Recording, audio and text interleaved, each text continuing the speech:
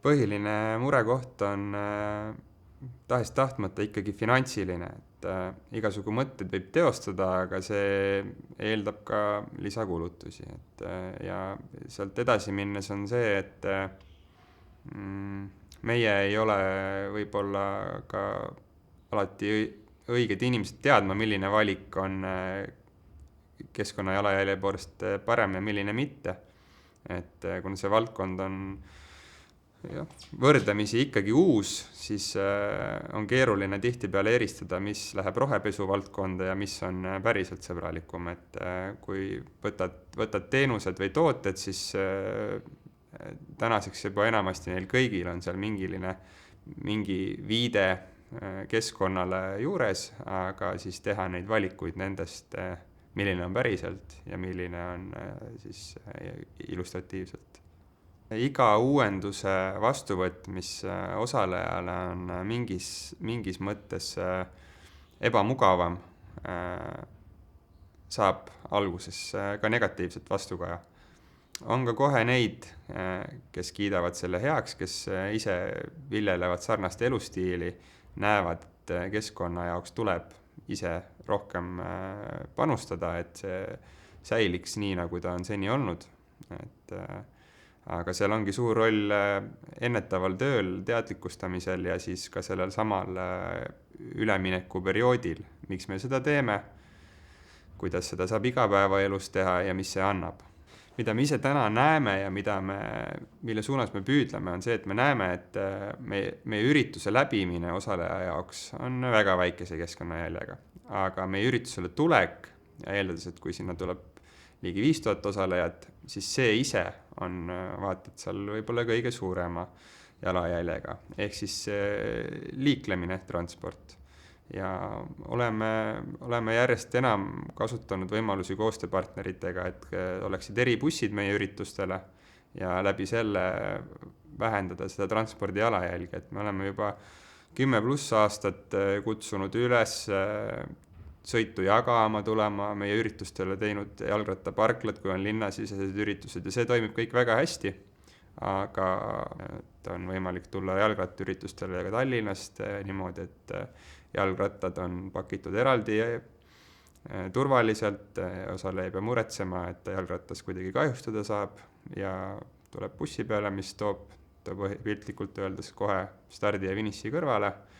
ja transpordimured on sellega lahendatud.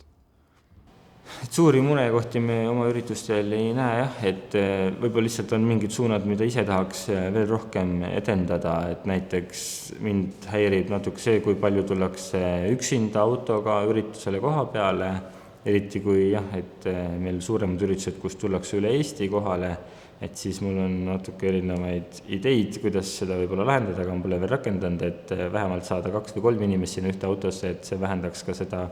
mõju kohalikule parkimisruumile, et me ei peaks nii palju mingeid põldasju kasutama selleks ja parkimiskorraldusele vähem ressurssi panema. Minu arust osalejad võtavad väga hästi selle vastu, et me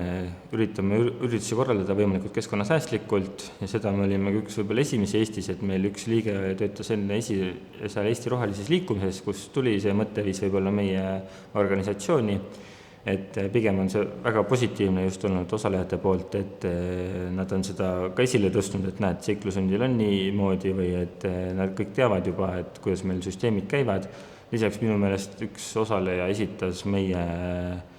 orienteerumispäevakute just selle ürituse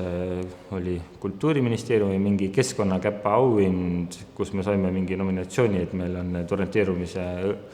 üritused on sellised keskkonnasäästlikud. Et jaa,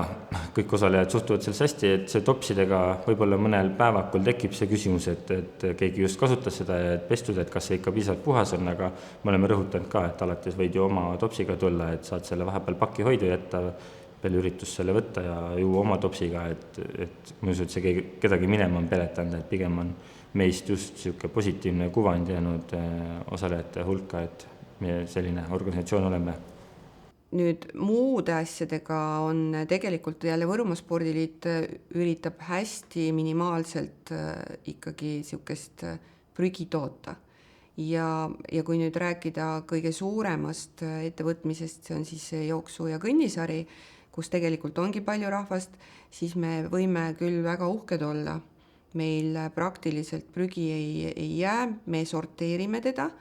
et kas nüüd hakata 500-600 ja pluss inimesele kuskil mingeid numbreid õmblema ja siis kuidagipidi neid järjest, et meil on ka olemas korduvkasutatavad numbrid, aga nendega saab majandada ikkagi väikestel üritustel, kus on osalejate arv tunduvalt väiksem. Ja kui numbril on ka tegelikult ju teatav reklaamiväljund toetajatele ja üldse sellise sotsiaalse tähelepanu tõmbamiseks, siis ega sealt nagu väga enam tagasi tõmmata ei saa.